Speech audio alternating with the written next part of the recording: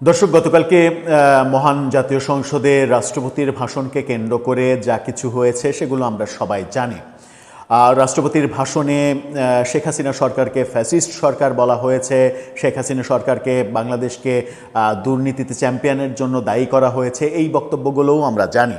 সেখানে পক্ষে বিপক্ষে নানা রকমের কথা হচ্ছে, কিন্তু আমরা সবাই কতটা সচেতন এই ব্যাপারে যে রাষ্ট্রপতি যে ভাষণ দেন সেটা মূলত ক্ষমতাসীন দলের তৈরি করে দেয়া মন্ত্রিপরিষদে পাশ করা একটা লিখিত পাণ্ডুলিপি, যে পাণ্ডুলিপিটা তিনি শুধু পড়ে শোনান, তার ভিতরে একটি শব্দও পরিবর্তন করার তার কোনো অধিকার নেই। কিন্তু রাষ্ট্রপতির এই ভাষণকে কেন্দ্র করে বহু বিতর্ক তৈরি হয়েছে। দেশে যেমন তৈরি হয়েছে, বিদেশেও তৈরি হয়েছে। ভারতীয় গণমাধ্যম নর্থ ইস্ট নিউজ রাষ্ট্রপতির এই ভাষণ এবং রাষ্ট্রপতির ভবিষ্যৎ নিয়ে একটা প্রতিবেদন প্রকাশ করেছে। সেখানে তারা দাবি করছে রাষ্ট্রপতি ইমপিচমেন্টের মুখে পড়তে যাচ্ছেন।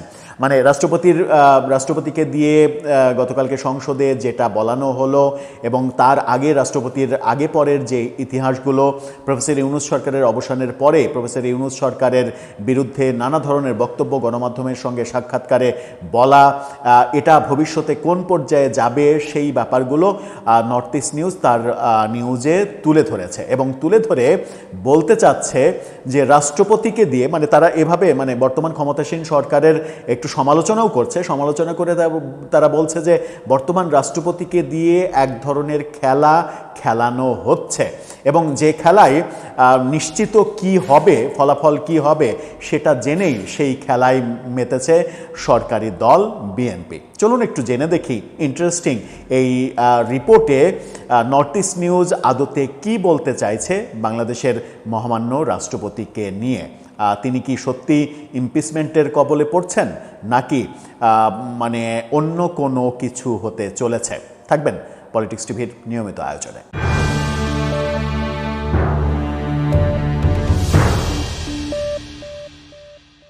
দর্শক, বলছিলাম আমাদের মহামান্য রাষ্ট্রপতি শাহাবুদ্দিন চুপ্পুকে নিয়ে ভারতীয় গণমাধ্যম নর্থ ইস্ট নিউজের একটা ইন্টারেস্টিং প্রতিবেদনের কথা।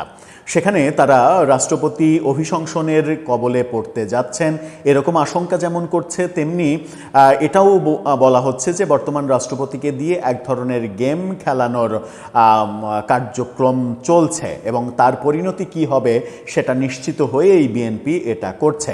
গতকাল সংসদে রাষ্ট্রপতির ভাষণ শুরু হবে এরকম সময়ে কি কি ঘটনা ঘটেছে, কে কিভাবে মুচকি হেসেছেন, সংসদে সরকারি দলের ভূমিকা কি ছিল, বিরোধী দলের হট্টগোলের পরিপ্রেক্ষিতে সরকারি দল রাষ্ট্রপতিকে সেভ করার জন্য একটি শব্দও ব্যবহার করেনি, এই ব্যাপারগুলোও তারা তুলে নিয়ে এসে বলার চেষ্টা করছে বর্তমান রাষ্ট্রপতি অলরেডি পুতুলে পরিণত হয়েছেন, তাকে নিয়ে খেলা হচ্ছে এবং এই খেলার পরিণাম খুব একটা ভালো হবে না। তাদের শিরোনামটা দেখে নিন। বলছে Bangladesh president Mohammad Shahabuddin trapped in an impeachment snare. তার মানে হচ্ছে যে বাংলাদেশের রাষ্ট্রপতি মোহাম্মদ শাহাবুদ্দিন অভিশংসনের ফাঁদে আটকা পড়েছেন। ব্যাপারটা এরকম যে আপনি যদি ভাষণ দিতে না চান তাহলে আপনাকে ইমপিচ করে সরিয়ে দেব, অর্থাৎ আপনি ভাষণ দিতে বাধ্য। এই ভাষণ যেটা লিখে দিয়েছি সেটা বলতে বাধ্য। কিন্তু তিনি বাধ্য হলেন কেন, এটা হচ্ছে আমার প্রশ্ন। তিনি বাধ্য হবেন কেন?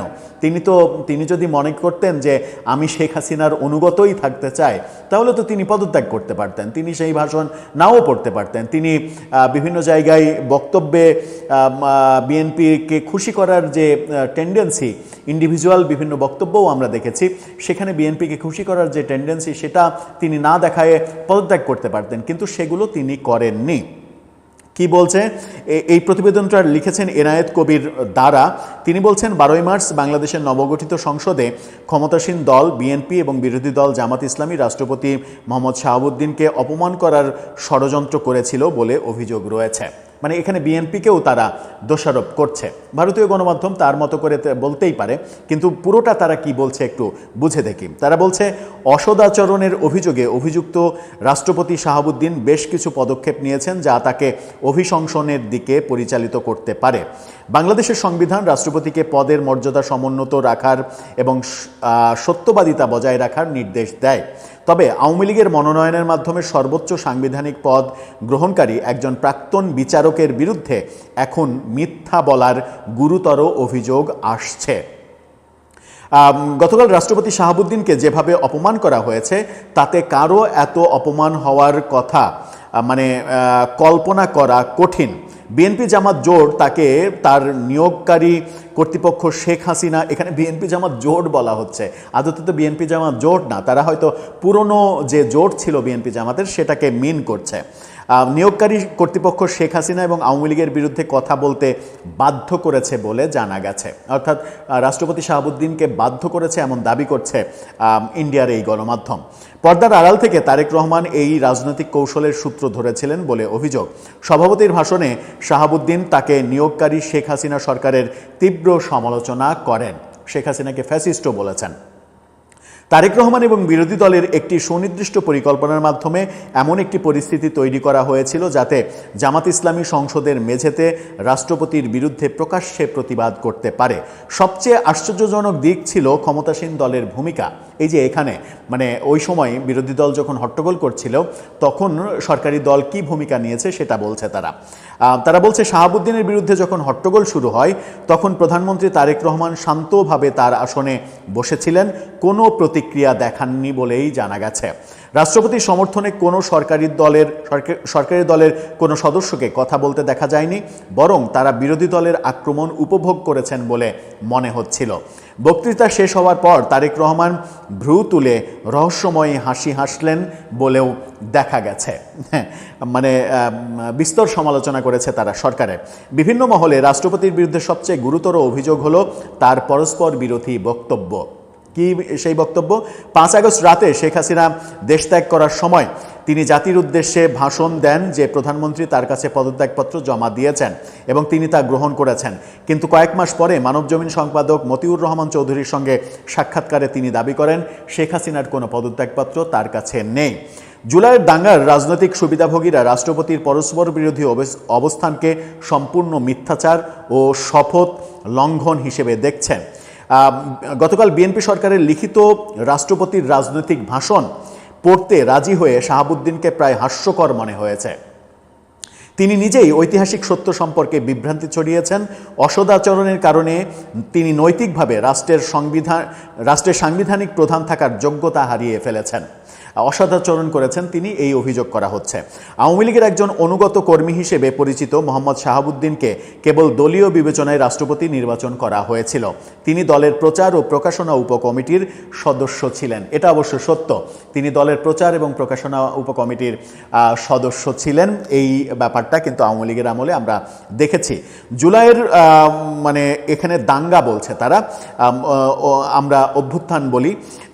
জুলাইয়ের দাঙ্গায় অংশগ্রহণকারীদের একটি প্রাথমিক লক্ষ্য ছিল বলে জানা গেছে বিদ্যমান সংবিধান বাতিল করা। সেই দাঙ্গায় সুবিধাভোগীদের মতে শেখ হাসিনার শাসনামলে সক্রিয় অংশগ্রহণকারী কাউকে রাষ্ট্রপ্রধান হিসেবে রাখার অর্থ কার্যকরভাবে বিদ্যমান সংবিধানকে রক্ষা করা। জুলাইয়ের সুবিধাভোগীদের পর মধ্যে তার পদত্যাগ নিয়ে আইনি বিতর্ক চলছে। যেহেতু বর্তমান সংসদ বিশেষ পরিস্থিতিতে গঠিত হয়েছিল এবং পূর্ববর্তী সংসদ ভেঙে দেওয়া হয়েছিল, তাই একটি আদর্শ অভিশংসন প্রক্রিয়া শুরু করা জটিল ছিল। তবে বিএনপির আইন বিশেষজ্ঞদের যুক্তি 5 আগস্টের পর থেকে দেশে যা ঘটেছে তা অসাধারণ পরিস্থিতি। এই ক্ষেত্রে সংবিধানের আক্ষরিক ব্যাখ্যার পরিবর্তে প্রয়োজনীয়তার মতবাদ বা জনগণের ইচ্ছাকে সর্বোচ্চ আইন হিসেবে বিবেচনা করা হয়েছে।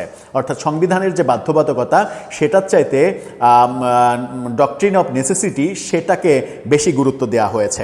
তাদের যুক্তি, তাকে পদে বহাল রাখলে কেবল আইনি ও রাজনৈতিক অস্থিতিশীলতা দীর্ঘায়িত হবে, পদে বহাল রাখলে, এখানে না রাখলে হবে।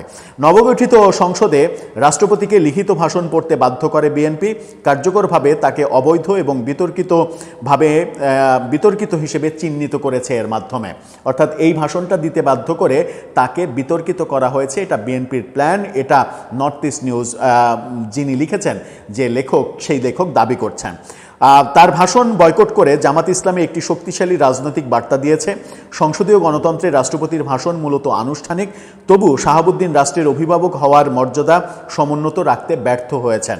বিএনপির একটি বিরাট অংশ আর তাকে সেই ভূমিকায় মেনে নিতে প্রস্তুত নয়।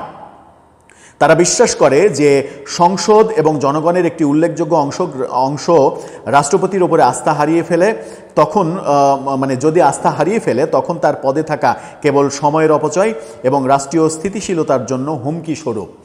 জনগণ যখন আস্থা হারিয়ে ফেলে তখন তাকে পদে রাখা উচিত নয়, এরকম ভাবনা বিএনপির একটা বড় অংশের মধ্যে রয়েছে, সেই দাবি তারা করছে। দুর্নীতি দমন কমিশন দুদকের সাথে জড়িত তার বিতর্কিত ভূমিকা এবং রাজনৈতিক পক্ষপাতিত্বের ইতিহাস তাকে নিয়ে আরও প্রশ্ন তুলছে। অর্থাৎ এই শাহাবুদ্দিন চুপ্পু তিনি একসময় দুদকে চাকরি করেছেন, তখন তাকে নিয়ে অনেক সমালোচনা হয়েছে, দুর্নীতি নিয়ে কথা হয়েছে, সেই কথা তারা বলছে। এছাড়াও তার বিরুদ্ধে দ্বৈত নাগরিকত্বের অভিযোগও রয়েছে, এটা অবশ্য আমার জানা নেই, এই অভিযোগ এখানে করা হচ্ছে। রাষ্ট্রপতি পদ কেবল একটু আনুষ্ঠানিক পদ নয়, এটি রাষ্ট্রের সার্বভৌমত্ব এবং আস্থার প্রতীক। বর্তমান প্রেক্ষাপটে রাজনৈতিক কৌশলের কারণে শাহাবুদ্দিন সেই আস্থা হারিয়ে ফেলেছেন। শাহাবুদ্দিন তার অপসারণ এখন কেবল সময়ের ব্যাপার, এটা মনে করা হচ্ছে। এই জটিল রাজনৈতিক খেলায় কে জিতবে বা কে হারবে তা সময়ই নির্ধারণ করবে। তবে শেষ বেলায় সবথেকে গুরুত্বপূর্ণ কথাটা বলা হচ্ছে এই রিপোর্টে, যেটা আমার সবথেকে বেশি পছন্দ হয়েছে। কথাটা কি?